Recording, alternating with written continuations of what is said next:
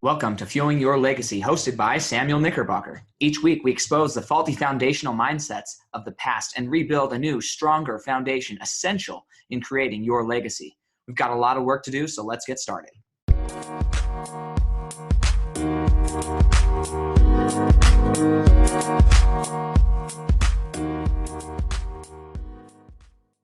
Welcome back to Fuel Your Legacy. Today is going to be a treat for you. So, we are going to be talking about the Tao of Pooh, just a great book. It's basically Taoism superimposed on top of Winnie-the-Pooh story, and kind of going through explaining the original Winnie-the-Pooh story with Christopher Robin and Eeyore and Owl and Rabbit and Piglet and all these people, explaining each of their personalities inside of Taoism and how each person reacts to different situations, different hardships, and how their reaction, their individual reaction, changed their outcome of how they feel inside of themselves, right? And why the benefits are kind of weighed in your favor if you are able to stay more. I'm gonna say simple-minded. It's definitely not a derogatory word in my mind, but keeping things simple and in perspective, you're going to be so much more happy than overgeneralizing or making something so much worse than it would be in the future. So to jump right in, it starts with the author taking Winnie-the-Pooh to some China, I think it was China, Asian culture, where they look at a scroll of the vinegar tasters. Now, if you've heard of this, awesome. If you haven't, I'm going to try and get a picture put in the show notes here so you can see what this image looks like. But there's Confucius, there's Buddha, and then there's Taoism, I think is what his name, but it's the author or founder of Taoism. And they're all mindsets, right? None of them were actually individuals necessarily, but they're all basically teachings and mindsets and practices. And so Confucius, he's stuck his finger in the vinegar, and he just felt like he has like a sour face on his sour look on his face. Sorry, face on his look. And then the Buddha has kind of like a meditative state, and then Taoism has a happy face. Like he feels like he just stuck his finger in some honey and pulled it out and was just super, super happy, right? And so the question is, why does each person experience these things differently? It's the same vat of vinegar, it's the same taste. Why does each person experience the taste of this vinegar differently? And the key is, how do you feel towards every event in your life? Now, I've talked about this many times from my perspective, that everything in my life happens for me, not to me, right? I refuse to be a victim mentality. So everything in my life is happening for me, not to me, which doesn't make it all good, doesn't make it like I love everything, but it does give me a perspective of happiness, or how can I gain out of this? So I talked a few weeks about what's the meaning in life rather than the meaning of life, okay? The in and the of are the main words there, and the main operative words of what are you looking for? Are you looking for somebody else to assign a meaning of life to you? Or are you saying, okay, here's life, it is what it is, and what is the meaning in that for me? What meaning am I going to get out of that experience? How am I going to apply that experience to my life? How am I going to grow? And so those little tiny, almost insignificant, but ending up being very, very significant changes in the way we talk and what we're expecting, they're going to change and transform how that vinegar tastes, right? So what's the vinegar? The vinegar is life. Everything in life, it just is, right? And some people, they're going to say, oh, wow, this actually tastes good. Some people are going to say it's not tasting good. For me, I do not like the vinegar taste. Not at all. Like people put vinegar on their Subway sandwiches, like oil and vinegar, red cider vinegar. People will just drink that stuff straight. Vinegar gets put in a lot of different things. A lot of pickled juices have a lot of vinegar in them. For me, I do not enjoy vinegar at all. It's a very sour thing to me, and just definitely not my favorite. But some people really like it. So taste buds are different. But basically, if vinegar is life, how are we responding to life? How are we going to accept things that happen in our life? So I'm going to use a few examples from this book, but not ruin it too much for you. I think that it's important to go and read it for yourself. But if you've watched Winnie-the-Pooh, you know there's the scene where Piglet, Rabbit, and Pooh, they're traipsing around the forest and they're lost. And they keep coming back to this same pit, and same pit, and same pit. And they're like, we're walking in circles. And so Pooh says, maybe if we maybe if we looked for the pit, we wouldn't be able to find it, because what's happening is we're looking for home, we're looking for a way out of the forest, and we aren't finding it. We keep coming back to this pit. So maybe if we look for this pit, then we'll actually find our way out. And Rabbit was like, no, that's the dumbest idea. I'll show you. I'm going to take 6 steps that way, and I'm going to be able to find this thing right away. Of course I can find it if I want to. So he gets lost. Ultimately, Rabbit takes off. He gets lost. Pooh and Piglet, they're sitting there. And then Pooh's thinking, man, if I feel like I can hear my honey jars calling. So let's just follow my heart. Let's follow my stomach or my ears, whatever, and chase down these honey jars. Well, then Piglet says, well, if you could hear those, why didn't you say that earlier? And he says, you know what? Because Rabbit was making way too much noise. That's why. I couldn't get Rabbit's head up. I had words out of my head. And so it was important for him to gain some solitude or some quiet to reach into being able to expound or learn from those different things. Now, he did ultimately find his way out. The key principle here, as it relates to Taoism, though, is sometimes we're having things that we don't like coming up in our life. Okay, we're searching for something, but all of our emotional energy is actually focused on the fear of not finding it. So we're verbally saying, I'm looking for my way out of this forest, but emotionally we're living in fear that we're not going to make it out of the forest. And as a result, our fear of not finding it, our fear of not getting out and having to find this pit again ultimately draws us back to the pit. Proverbial pit, okay? But the same is also true. So when you start looking for the pit, then you're scared of not finding the pit, and you actually end up finding something else. Now, could it have been a lot of other things other than getting your way out of the forest? Absolutely. It could have been a lot of things, but it wasn't. Ultimately, Christopher Robin came through and found them, and everything was hunky-dory.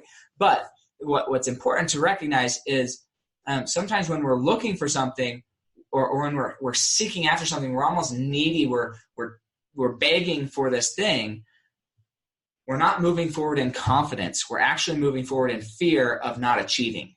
And when we're moving forward in fear of not achieving, it's very likely we won't achieve. And so we have to gain the confidence to just chase it down fully and say, no, this is what I'm going for.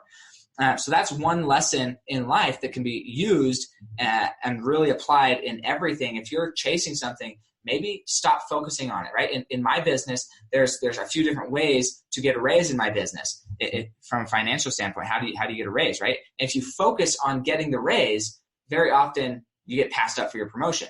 If you focus on doing good work and just doing your best every day, then those raises come really easy. It's this weird thing. If you focus on the raise, you're probably not going to get it. If you focus on being your best every day, then those raises are going to happen left, right, and center, right? And so the same thing happens all over in our life. If we focus on our kids behaving or not misbehaving, rather, we focus on our kids not misbehaving, then every day when we wake up, we're thinking, man, I really hope my kid doesn't misbehave. I really hope my kid is perfect today. I really hope that I don't get upset, whatever. But then ultimately, we've already primed our mind to react if things don't go perfectly. And so then when things don't go perfectly, guess how we react? Exactly how we thought we'd react. Exactly how we programmed that we'd react, rather than reacting the other way, rather than expecting the worst to happen, rather than saying, hey, I'm going to wake up today, my kids are going to be terrible, and I'm going to be happy anyways, right? Then even when no matter how they behave, I've decided to be happy regardless. And so then when they are good, I'm happy. When they're bad, I'm like, yeah, I already knew this was going to happen, and I chose this morning when I woke up that I was not going to react to how my children behave. Okay, so same thing happens all the time when we're on the road. If we just expect that people are going to be maybe insensitive, or they're not going to turn on their blinker, or whatever happens, if we expect that, then when it happens, we're not surprised, we're not upset, we're not flipping people off. We're just moving through our life happily because we already expected the worst. That is a way to reframe how happy we can be. So, for instance, last night, our kid was not going to bed. I love our baby Quincy, but sometimes he goes to bed at like 8:30 or 8, and we're super happy because we get him into bed really early. Sometimes he takes a little bit longer to go to bed. And it's frustrating because we want to do our own thing. My wife and I, we want to hang out together. We want to spend time together without thinking about our children. And call that selfish, whatever you want to call it, but that's just how it is sometimes. Having peace and quiet is good without kids. Well, he wasn't going to bed. And so it would be really easy to respond and say, man, this is terrible. I can't believe my kid is XYZ. I can't believe he's not sleeping. Why is he not sleeping? Why doesn't he just do whatever? But also, we could just say, well, what's the worst that could happen? He could be having colic. He could be having a bad rash. He could be having a stomach ache. My little sister, and I'm not projecting this onto my kid, but my little sister, she had her intestines, when she was born, her intestines were all tied up inside themselves, and she had to go to multiple surgeries. I have another friend who, his little girl has cancer, right? So like when we think of all of the things that could be, the fact that my kid doesn't sleep when I want him to go to sleep and he wants to stay up and play, I mean, it's not even like he's upset. He's like happy and just wants to stay up for an extra hour or two. I'm upset that I have a happy child staying up a little bit later rather than being grateful that my kid doesn't have cancer, doesn't have intestinal problems, doesn't need surgery, open heart surgery, or whatever, right? So it's all about what your perspective is. And so when it's going back to the vinegar example, the Taoist just expects it to taste sour. And so then when he dips his finger in and sucks on his finger, right? Now he's like, yep, I knew exactly what I was getting, and this is awesome, right? I won because I started with proper expectations and I fulfilled those. My expectations were fulfilled. And so that is just a really important principle. Now, going on further into the story, if you remember Winnie-the-Pooh, I think as Owl's house blows down in the storm, and then Owl needs a new, maybe it's Eeyore, I forget. One of their houses gets broken, and they're searching all over the 100-acre wood for a new house. Well, they finally come and find this house. They're like, oh, this is a perfect little house for you. And everybody's like, yep, it is. Well, inside Piglet's mind, she's thinking, that's my house. That's my house. Why are we giving my house to this other person? But rather than thinking that or feeling that way, I think it is Owl's house that gets broken. Eeyore asks Piglet, hey, Piglet, where would you live? I forget the question he asked, but basically, where are you going to live if this happens? And then Pooh says, oh, I think she would live with me, right? And because of that, then Piglet had a house, and Piglet didn't get upset. I don't know what it is, Piglet. Piglet didn't have animosity towards the person who just moved into her house and kind of just stole her house from her.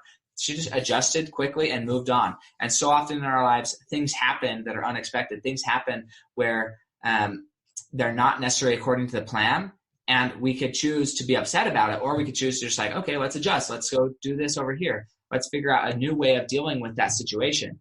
And that is ultimately what we need to get in the habit of when it comes to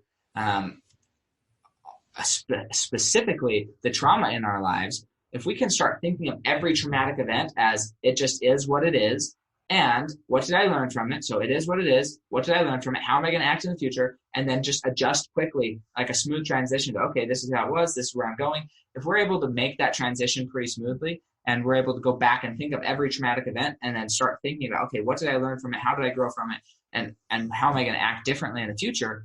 Then we can eliminate a lot of the anxiety. The anxiety comes, so you have two forms of problems with PTSD. You have anxiety of the future and depression for the past. So if we can go heal the depression from the past, and we can clearly state, okay, if we're in this situation again, this is how we're going to act. Well, then what that does is it removes the anxiety of the future, because now we know exactly how we're going to act or react if in the future when we're in a similar situation. So we eliminate the depression because we're not worried about or feel bad about what happened in the past. And the anxiety is gone because now we know exactly how we're going to act in the future given those same set of circumstances. So it's kind of just a win-win on both sides of the equation to make sure that people are being successful and really reaching their full potential and being able to overcome a lot of that hurt and pain, because everybody has hurt and pain in their life. It's so funny. People think, oh, well, my life is harder than your life. It's like, look, we have all had some really things happen to us that we didn't like, right?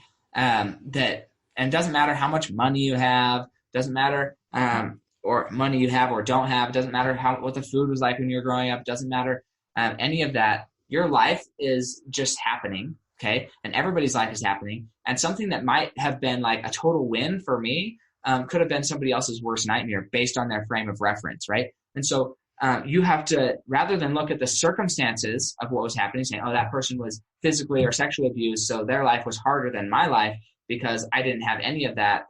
Look, that doesn't matter. What matters is from your happy state, did you have something that brought you down to a level of a lower state? Okay. And if so, then everybody's trauma is just as valid. Okay. We're not devaluating people's trauma. Now, what we are doing is helping people frame their trauma in a way that's helping them be more grateful. And there's always going to be a comparison where you can be more grateful for what happened rather than what didn't happen or what should have happened or whatever those things are. So that is going to wrap it up today. But if you have an opportunity, there will be links in the bottom here for you to go get the Tao of Pooh book. Well, it's the Tao of Pooh. Tao of Pooh. But it's a phenomenal book. It's a short read, funny read, enjoyable if you like. I mean, I grew up watching Winnie-the-Pooh, so I really enjoyed it from that perspective of just talking about my childhood movie and applying it to something actual practical that was going to help me grow rather than something that wasn't. So that being said, again, I'm going to give you a quick reminder. If you'd like tickets to the Next Generation Wealth and Legacy Workshop, the first person to hashtag and post on social media, so screenshot, post on social media, and tag myself in this in the post, and then put FYL Sam in the comments. I'll be reaching out to you, and I will get you registered. I'll give you 2 free tickets to the Next Generation Wealth and Legacy Workshop. That's going to be on May 18th from 8:30 in the morning to about 6 p.m. in the evening in Sandy, Utah. Super excited to see you there and see how we can support you more in your dreams and your vision and in your legacy. The things that are going to be discussed there are transformative, and there's going to be a lot of these principles that we've been talking about this week moved into there, and specifically because money has one of, if not the most traumatic events surrounding it. Out of like everything I've discussed with people, there's a lot of trauma in a lot of areas, but when it comes to money is like one single topic that has people more anxious than any other thing that I've had conversations about. And I talked to a lot of people, and a lot of bad things have happened to a lot of great people. And every time money comes up, money causes the most anxiety. So because of that, it's going to be directly related to this conversation. So definitely listen to each one of these episodes to prepare yourself for the 18th. And we're excited to see you there, and we'll catch you next time on Fuel Your Legacy.